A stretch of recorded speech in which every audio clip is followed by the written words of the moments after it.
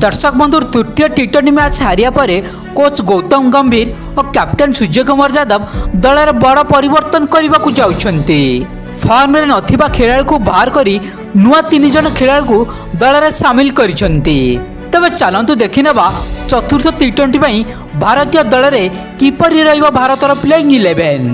काली match रे भारत पई पुणी थरे अभिषेक शर्मा और संजू सैमसन ओपनिंग करिवे।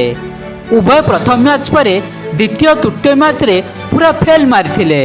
एहा पर तृतीय नंबर स्थान रे आसिबे कैप्टेन सूर्यकुमार यादव। एही मैच रे समस्तिक नजर तांको पर रहिबो कारण से गत 3टी मैच रे कोनोसी भल प्रदर्शन करि पारि नांती।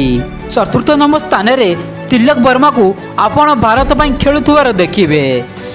यहाँ पर पंचम स्थान में हार्दिक पांड्या और षष्ठ स्थान में ध्रुव जुलियन बदल में रिंकू सिंह भारत पर खेलिबे कारण गत मैच रे भारतर बैटिंग लाइनअप पूरा भुसुड़ी पड़ता। या पर सप्तम स्थान में अक्षर पटेल भारत में बैटिंग करने को आसबे हेले 8 नंबर स्थान में रवि बिश्नोई बदल में अर्शदीप सिंह भारत पर खेलिबे। नवम स्थान में मोहम्मद शमी और 10म स्थान में वरुण चक्रवर्ती भारत पई बोलिंग भार संभाଳିबे। तबे 11 नंबर स्थान में बोलर हर्षित राणा को सुजोग मिलिबो बोली किछि विशेषज्ञ मत देइछन्ती।